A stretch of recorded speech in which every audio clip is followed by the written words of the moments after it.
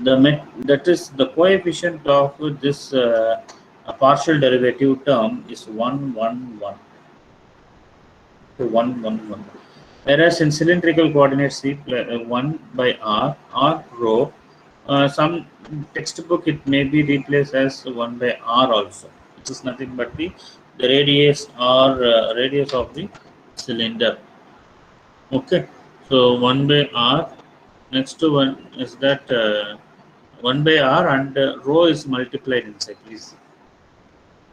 Okay. Similarly, the second case is 1 by rho square. Okay, 1 by rho square. So now you so if sometime they will ask what is the Laplacian operator of the respective coordinate system, you should remember this coefficient. So what only I am repeating. So 1 by rho square. This term, entire term also you should. Okay. So here multiplied with rho also. Okay, here it is multiplied with rho. So then the first coefficient is 1 only. Okay, so in order to solve, okay, we have to make like this. Okay, so what only rho has been multiplied and divided. Okay, but if you simplify it again, rho get cancelled, it becomes 1. The first thing is 1 only, next is 1 by r square, and next one is 1. So please see about the spherical coordinate system. Del square v is equal to half, that is 1 by r square rho by rho r square rho v by rho r. So that means what, here also multiplied and divided by r square. But in second term, please come 1 by r square sine theta into sine theta is coming. That is only 1 by r square alone. So please see go to the next one. That is 1 by r square sine square theta. So this why I'm insisting to show this equation means to know every coefficient and expressions. Okay, this is called as Laplacian operator.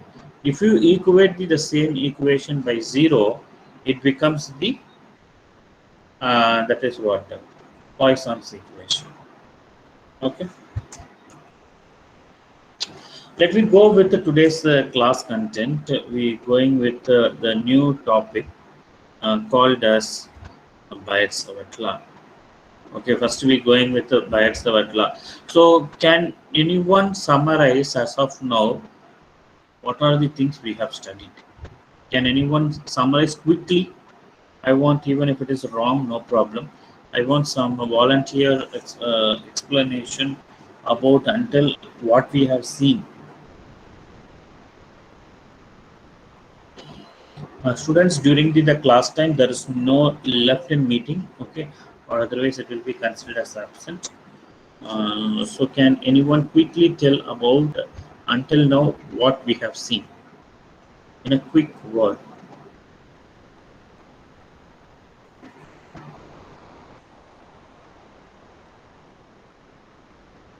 Alphonse, number 23, Alphonse. Yes, sir. Yeah, can you please quickly summarize until now what we have seen?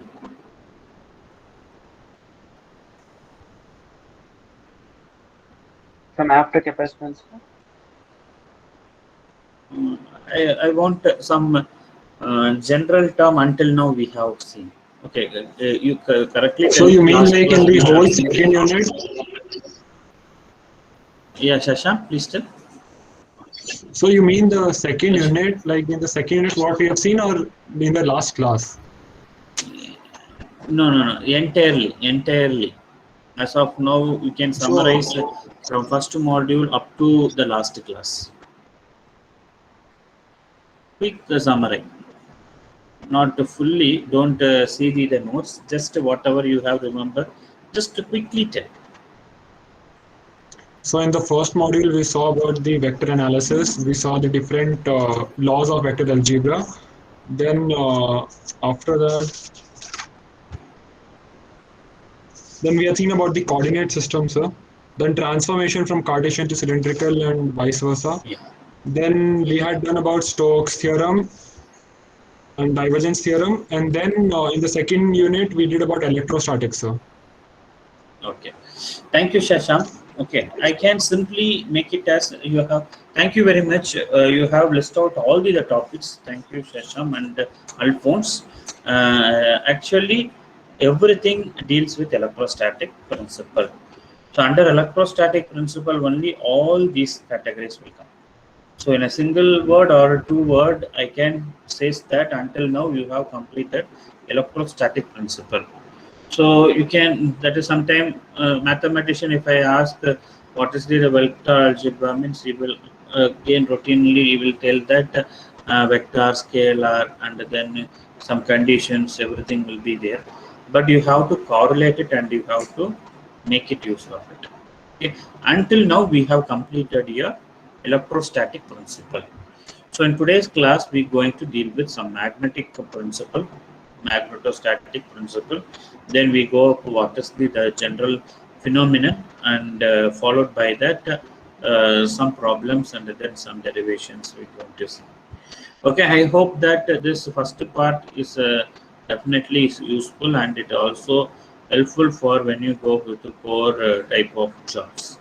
Okay, so let me move with the second module. I will give some small introductory on the second module, and we will go up with the further studies. Okay, so I will make it as a new PPT so that it will be really.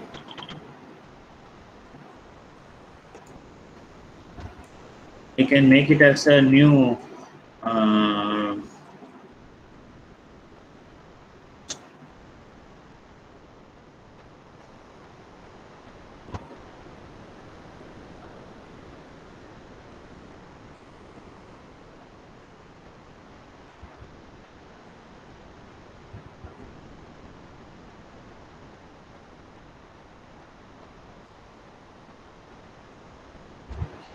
Students, since we going to since we completed first and second, we have some frequently asked questions for your practice test. Okay, so most probably this weekend you have some small test. Okay, so please go through it. You can prepare now onwards. If you have doubts also, you can ask me. Okay.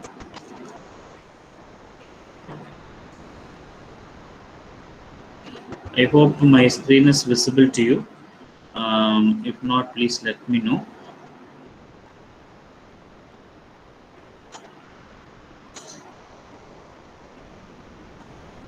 Okay. Let me go with the next new module, that is unit 3. It's called as magnetostatic. So previously we have studied electrostatic. At the stationary condition, what is the electric field attained in your capacitor, in your conducting element, generally called as conducting element. So here in the magnetic field, some basic terminologies will be there, so that we're going to deal with. So as you told in previously, like electric charge at the rest produced an electric field is called as electrostatic principle. Whereas electric charge in a motion, that is current produced, that is called as the magnetic field. Okay, so I will write the two difference so that this difference point will be really useful. The one is the electric charge.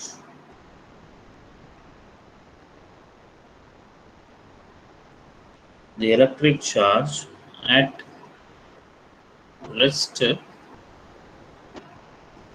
produce an electric field.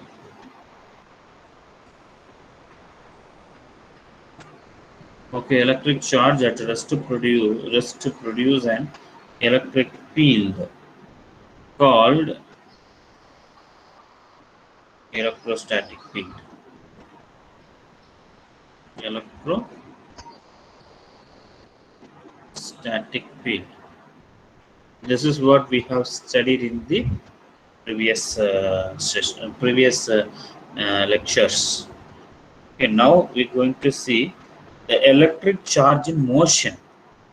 Okay, that is electric charge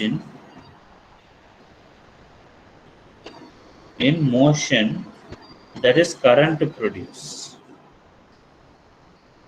Okay, that is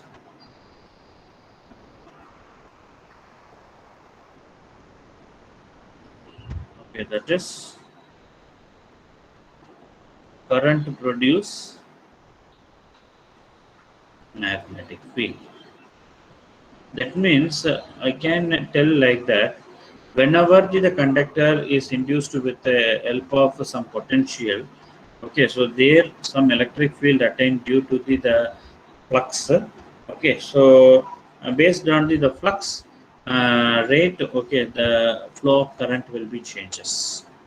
Okay, so this is the basic fundamentality. This magnetic field also applied by using Gauss law or anything else. We have to apply. Okay, we have to apply and we have to check analytically.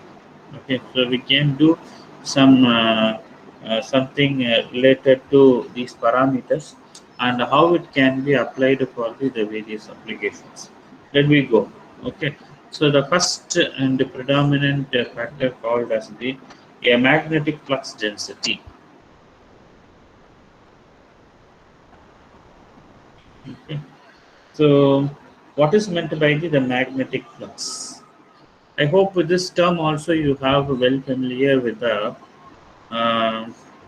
that I want to show one.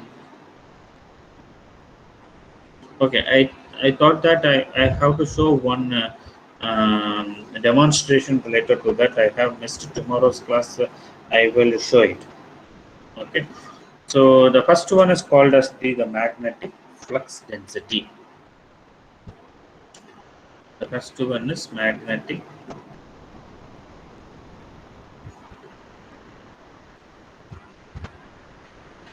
it is denoted by the symbol B.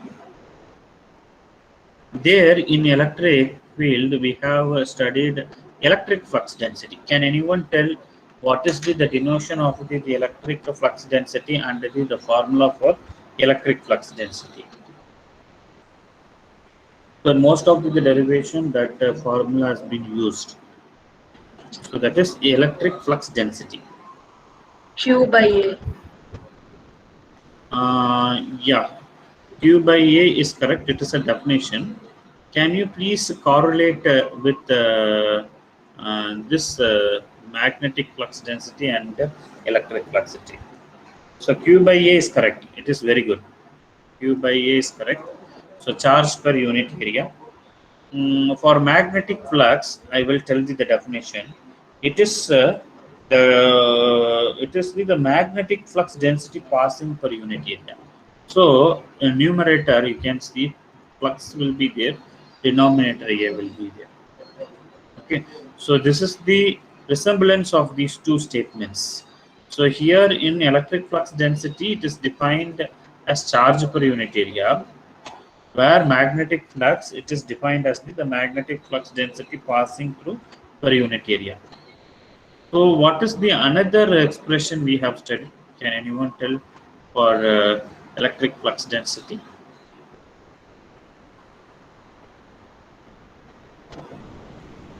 If you look into your notes, you can tell quickly about what is the another expression you have studied for the electric flux density.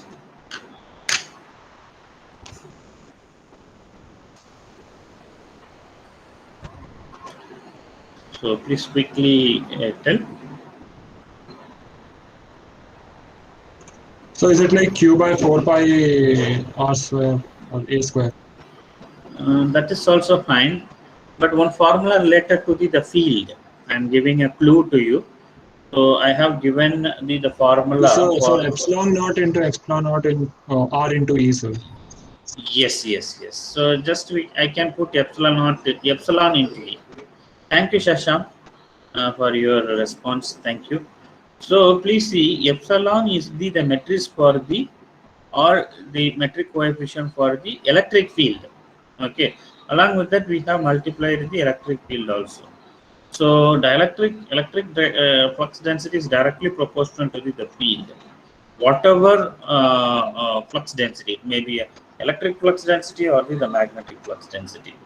So here in magnetic field, instead of epsilon, what is the constant here or coefficient here we will mention instead of epsilon? So in physics you have studied and you have derived that thing also. So how you will denote the symbol for the matrix of magnetic field instead of epsilon? So is it mu, sir? Yes, very good, very good. It is mu. Okay, so instead of E electric field here, which field will come? Magnetic field. Yes, magnetic field. So you can remember like this. So B is equal to phi by A. Here D is equal to Q by A. B is equal to mu into H. Here D is equal to epsilon into H. So please correlate like this. Okay, please correlate like this. So by using this statement, we're going to give what is meant by your magnetic flux. Okay, magnetic flux. So just I am writing here the statement. This is for your reference. Okay, this is for your reference note. Okay, just I have given the resemblance of this alone. If we go with the statement of the magnetic flux density P. So from this expression, I'm going to give you the statement for this. The magnetic flux density is defined as the, okay, it's defined as the magnetic flux. The magnetic flux density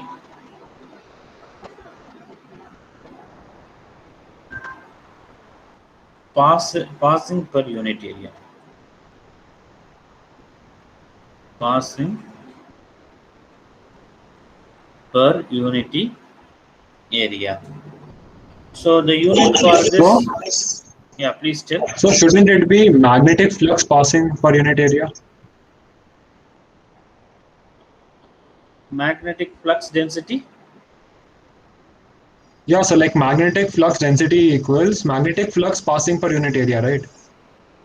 Or will it Yes, be magnetic flux Sorry. density? Given Yes, density also is right. Thank you, Shasham.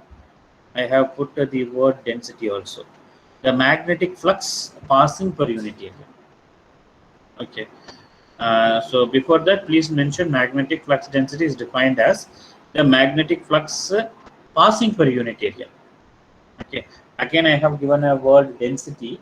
So thanks for your correction. So some small error has been obtained. Okay. So the unit for this is, what is the unit for this? It's nothing but numerator. Please see, it is a flux. What is the unit for the flux? What is the unit for the flux? Weber, sir. Weber, sir. Yes, Weber per area is meter. Everyone aware? It is nothing but a Weber per meter square. Or it is also called as Tesla. Okay, Tesla. So either Weber per meter square or Tesla you can tell for magnetic flux density. Okay, so another formula is like B is equal to mu into H. So if you combining these two equations, like pi equal to pi divided by A into mu into H, so your formula can be written like this: H is equal to pi mu into E. This is the field. Okay. Okay. So this is the relationship between the magnetic field and the magnetic flux. So as I told in before, what is the mu? Mu is nothing but the permeability of the medium. So this is respective to your magnetic field. In your electric field, we have defined as epsilon, where mu is defined for your magnetic field. So mu value is nothing but mu naught into mu r. Okay, the unit for this is nothing but Henry per meter. Henry per meter, where the value of mu naught. So there we have studied the value of epsilon naught. So epsilon naught value is 8.854 into 10 to the power Minus 12 minus farad per meter. 7. Minus 7. Okay, that is 4 pi into 10 to the power minus 7. For epsilon naught, we have studied like 8.854 into 10 to the power minus 12. Okay, but here it is 10 to the power minus 7. The unit for this is Henry per meter. It is called the free space. So where mu r is nothing but the relative permeability. So the relative permeability will be changed according to the conducting element. So which conducting element, which substrate material we are using to your antenna system, and also the conductivity property also changes. Okay, so where H is nothing but your magnetic field intensity. Okay, so that is capital H. Capital H is nothing but the magnetic field intensity. So these are the terminologies we are representing here in the magnetic field, and it can be in all the derivations and all the applications we will use this notations. Okay, so come up with one more thing called as magnetic flux. In the statements, we know that what is meant by magnetic flux. I will just explain about how the magnetic flux lines will be there. Consider one conducting element. We are applying the potential for this conducting element. So what happens? The electron will be starts flow toward this conducting element, and the magnetic flux lines will be generated. So the magnetic flux lines are literally called as some heat energy.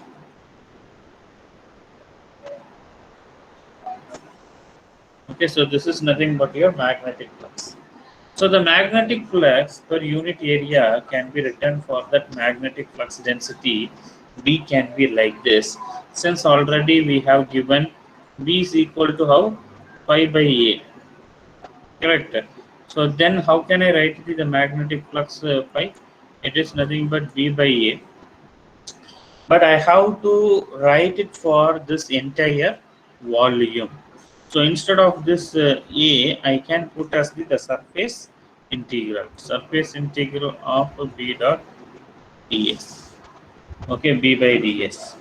So if I says my that is my flux. Okay, my flux is attains 0 at time t is equal to 0. There is no charge. Then this equation will get vanished. Okay, then this equation get vanished. I can tell that there is no significant change in the charge unit or the potential. So this condition is nothing but the so if I say del dot ds is equal to 0, then I can tell del dot d is equal to 0. It does look like the divergence equation, but for this some technical statement is also there. The total magnetic flux passing through any closed area is equal to the 0. Okay. Once again, I will tell the total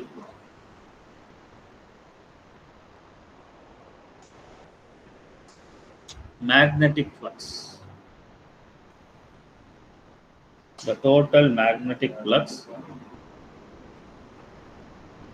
passing through Any closed surface area.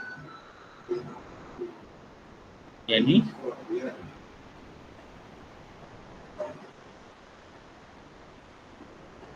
any closed surface area is called as the is equal to the 0. Closed surface equal to 0. This is the statement for the given magnetic flux. Okay, so next we have talked about the force of each element of your that is charge in your what setup. Okay, then we're going to apply the Weierstrass law. Okay, as we did there, first of all, what is the conservative field of electric field? Then we have come up with what is meant by the Coulomb's law. But here you're going to study the